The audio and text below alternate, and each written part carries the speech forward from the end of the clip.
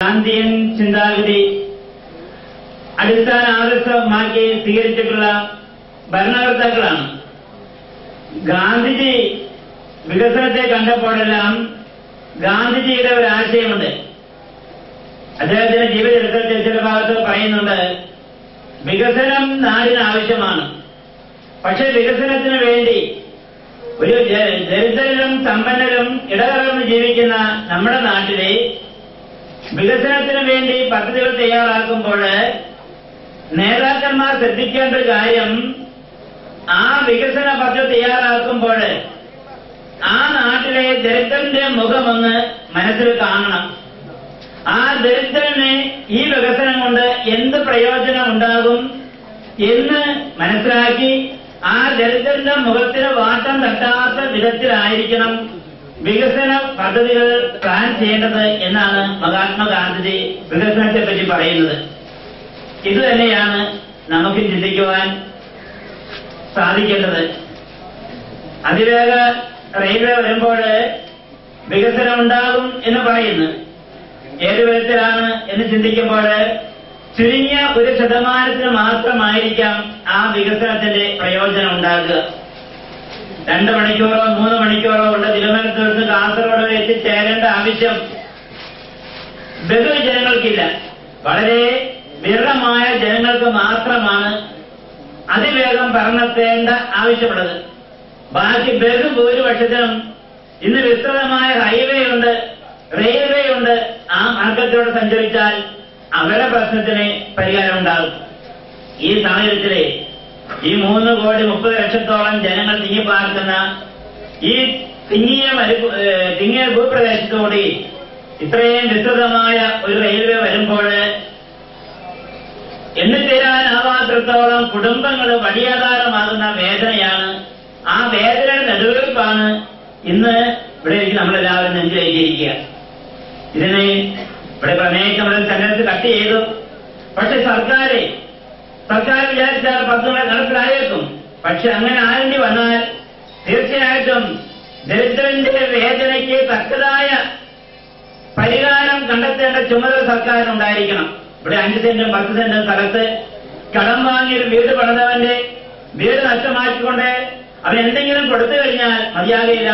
പുനരധിവാസത്തിന് വേണ്ടിവന്ന സർക്കാർ പദ്ധതി നടപ്പിലാക്കും. സർക്കാർ നിർബന്ധമാണെങ്കിൽ പുനരധിവാസത്തിനുള്ള വ്യക്തമായ ആ ഒരു ഉറപ്പ് സർക്കാർ ഏറ്റെടുക്കേണ്ടി വരും.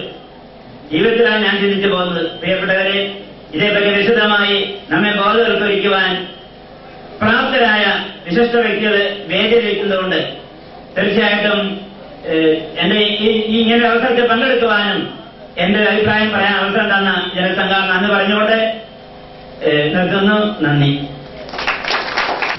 പ്രശസ്ത പരിസ്ഥിതി പ്രവർത്തകൻ ആദരണീയനായ CR നീലകണ്ഠൻ യോഗം ഉദ്ഘാടനം ചെയ്തു.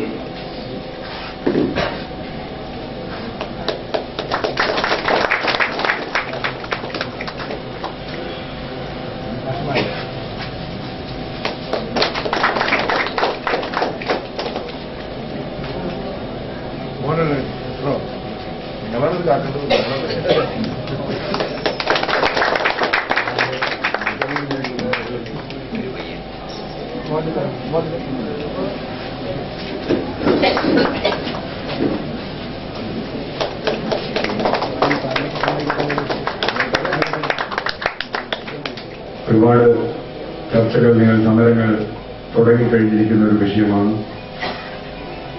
ഹൈസ്പീഡ് റെയിൽ കോറിഡോർ എന്ന് പറയുന്ന. കേട്ടാൽ നമുക്ക് അല്പം പേടി തോന്നുമെങ്കിലും കണ്ടാൽ അതിലേറെ പേടി തോന്നുന്ന ഒന്നാണത്. കാസർഗോഡല്ല, ഇപ്പോൾ ഉടുപ്പിൽ നിന്ന് ഏറ്റവും എങ്ങനെയാണ് ഞങ്ങൾ വടക്കോട് നീണ്ടുകൊണ്ടിരിക്കുക. ഉടുപ്പി മംഗലാപുരത്തിനും വടക്ക് ഉടുപ്പിൽ നിന്ന് തിരുവനന്തപുരം വരെ ഒരു അതിവേഗ റെയിൽ പാത കേരളത്തിൽ 570 കിലോമീറ്റർ ദൂരത്തിൽ വളരെ വേഗത്തിൽ എന്ന് പറഞ്ഞാൽ ഇപ്പോൾ തുടക്കത്തിൽ 200 കിലോമീറ്ററും അത് കഴിഞ്ഞാൽ 350 കിലോമീറ്ററും വേഗതയിൽ. അങ്ങനെയാണ് എറണാകുളത്ത് നിന്ന് തിരുവനന്തപുരത്തേക്ക് 200-ലധികം കിലോമീറ്റർ ദൂരം വെറും 53 മിനിറ്റ് കൊണ്ട് എത്തുന്നത്. 77 മിനിറ്റ് കൊണ്ട് തിരുവനന്തപുരത്ത് നിന്ന് തൃശൂർ എത്തും എന്നാണ് ഇവരുടെ അവകാശവാദം. 2 മണിക്കൂർ താഴെ സമയം കൊണ്ട് കാസർഗോഡ് നിന്ന് തിരുവനന്തപുരം അല്ലെങ്കിൽ തിരുവനന്തപുരത്ത് കാസർഗോഡേക്ക് എത്തും. അതിന് മറ്റു വിശദാംശങ്ങൾ ഒരു 800 ആളുകൾ ഒരു ട്രെയിനിൽ യാത്ര ചെയ്യും. എനിക്ക് കേട്ടാൽ വളരെ സന്തോഷകരമായ കാര്യം. ഞാനിത് പറയാൻ കാരണം ഇപ്പൊ ഞാൻ പറഞ്ഞതുകൊണ്ട്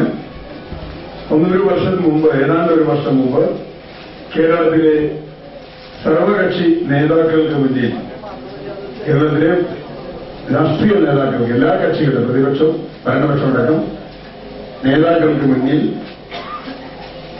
അവതരിപ്പിച്ച ഒരു രേഖയിൽ നിന്നെടുത്ത വിവരങ്ങളാണ് ഞാൻ നിങ്ങളോട് പറഞ്ഞത്. അതിൽ വേറെ ഒരുപാട് കാര്യങ്ങളുണ്ട്.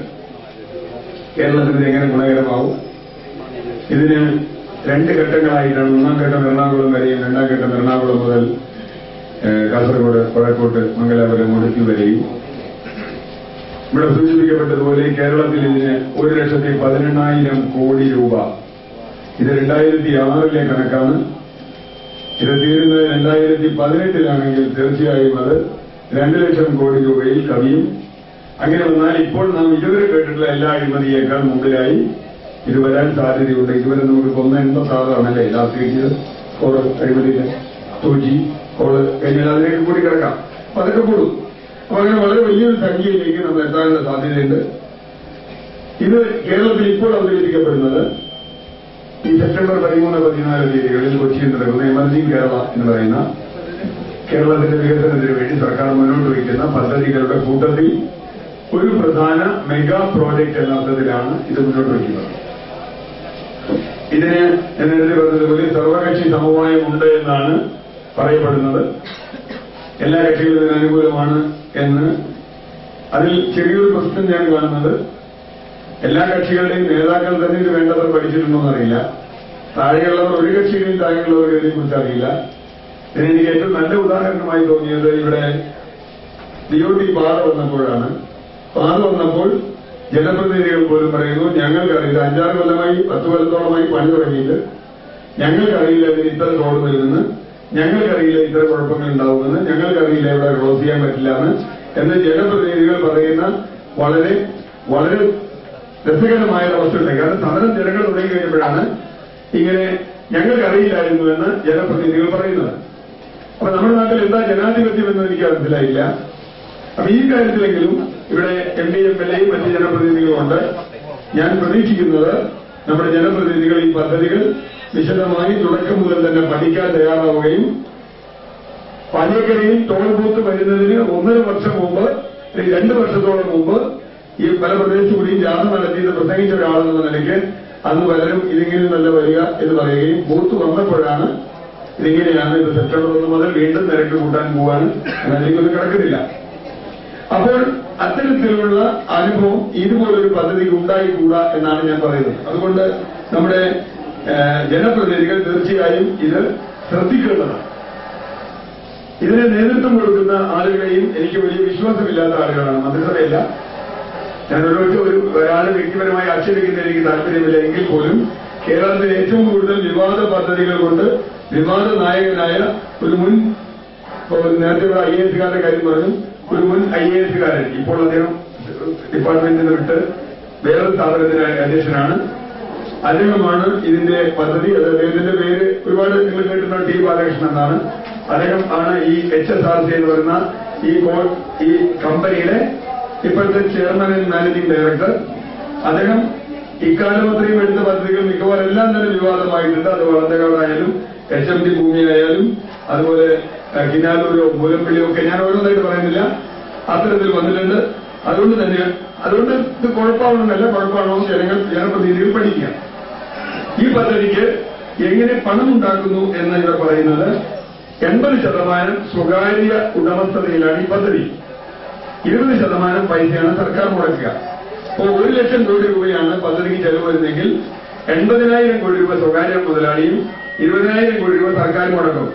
ഈ മുടക്കിൽ സ്ഥലം പെടുന്നില്ല, സ്ഥലത്തിന് വിലയില്ലാതെയാണ് കൊടുക്കുന്നത് ഈ കമ്പനിക്ക്. പക്ഷെ നമ്മുടെ ഭൂമി ഒരു വിലയുമില്ലാതെ ഈ കമ്പനിക്ക് കിട്ടുകയാണ്. അപ്പൊ എന്റെ ആദ്യത്തെ ചോദ്യം, ഈ കമ്പനി ഇത് അവർക്ക് ലാഭം ഉണ്ടാക്കാനാണ് നടത്തുന്നത്.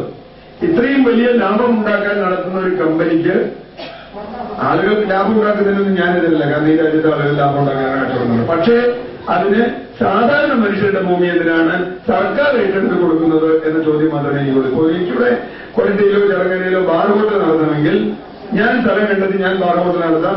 എനിക്ക് എന്ത് പണിക്ക് നടത്താം, ബാർ ഹോട്ടലോ സാധാരണ ഹോട്ടലോ. എനിക്ക് പൈസ കിട്ടാനുള്ള ഇടപാട് മുഴുവൻ ഞാൻ നടത്തും. എനിക്ക് കാശുണ്ടെങ്കിൽ ഞാൻ സ്ഥലം വാങ്ങും. പക്ഷേ സർക്കാർ സ്ഥലമെടുത്ത് എനിക്ക് ഹോട്ടൽ നടത്താൻ തന്നുകൂടാ. ഇവിടെ ജനങ്ങൾക്ക് ആവശ്യമില്ലാത്ത അല്ലെങ്കിൽ ലാഭത്തിന് വേണ്ടിയുള്ള ഒരു പദ്ധതി. അയാൾ ജപ്പാനിൽ നിന്നോ ജർമ്മനിയിൽ നിന്നോ എവിടെന്നാലും പൈസ മുടക്കുന്ന ആൾ ലാഭമില്ലാതെ മുടക്കില്ല. ഈ മുടക്കുന്ന പൈസയും അതിന്റെ പലിശയ്ക്ക് പലിശയും കൂട്ടുപലിശയും ഒക്കെ തിരിച്ചു പിടിക്കാൻ അയാൾ തന്നെ. ആ ലാഭം ഉണ്ടാക്കുന്നതിന് വേണ്ടി സർക്കാർ നമ്മുടെ ഭൂമി എടുത്ത് കൊടുക്കരുത് എന്നാണ് ഒന്നാമത്തെ എന്റെ ആവശ്യം. കാരണം സർക്കാരിനാണ് അങ്ങനെ കൊടുത്തു കൊടുക്കുന്നത്. ആളുകൾക്ക് മുന്നിൽ ലാഭം കിട്ടുന്ന ആളുകൾ ലാഭം നടത്തട്ടെ. രണ്ടാമത്തെ കാര്യം, ഈ പദ്ധതി എത്ര പേർ ഈ പദ്ധതിയിൽ ഗുണഭോക്താക്കളാവും? ഞാനൊട്ട് ഉദാഹരണം പറയാം. ഇവരിപ്പോ പറയുന്നതനുസരിച്ച് 1 കിലോമീറ്ററിന് 5 മുതൽ 10 വരെ രൂപയാണ് ഇതിന് കൊടുക്കേണ്ട ചാർജ്. നമ്മൾ ഫാസ്റ്റ് പാസഞ്ചറിന് കൊടുക്കുന്നത് 70 പൈസയോ 80 പൈസയാണ്. ട്രെയിനിലാണെങ്കിൽ വളരെ കുറവാണ്. പാസഞ്ചറിനാണെങ്കിൽ നിങ്ങൾക്കൊക്കെ അറിയാം, എറണാകുളത്ത് നിന്ന് കൊരട്ടിയിലേക്ക് എത്താൻ 5 രൂപ 6 രൂപയോ 8 രൂപ 6 രൂപയുടെ കൊടുത്താൽ ഫാസ്റ്റ് പാസഞ്ചറിന് എത്താം. ഇവിടെ 1 കിലോമീറ്ററിന് 5 മുതൽ 10 വരെ 10 വരെ ആവാനാണ് സാധ്യത.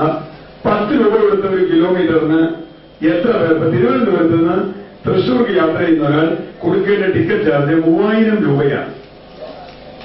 3000 രൂപ കൊടുത്ത് തിരുവനന്തപുരത്ത് നിന്ന് തൃശ്ശൂർക്ക് അല്ലെങ്കിൽ കാസർഗോഡേക്ക് യാത്ര ചെയ്യുന്ന ആൾ ഏതാണ്ട് 5500 6000 രൂപ വേണ്ടി വരും. നിരക്ക് ഈ നിരക്ക് കൂടുതലും കാരണം ചിലവ് കൂടിയേ പോകും. എത്ര പേർക്ക് യാത്ര ചെയ്യാനാണ് ഇങ്ങനൊരു പദ്ധതി ഉണ്ടാക്കുന്നത് എന്ന ചോദ്യമുണ്ട്. കാരണം ഇത് ഫ്ലൈറ്റിനേക്കാൾ ചെലവ് കൂടിയതും സമയം കൂടുതലെടുക്കുന്നതാണ്.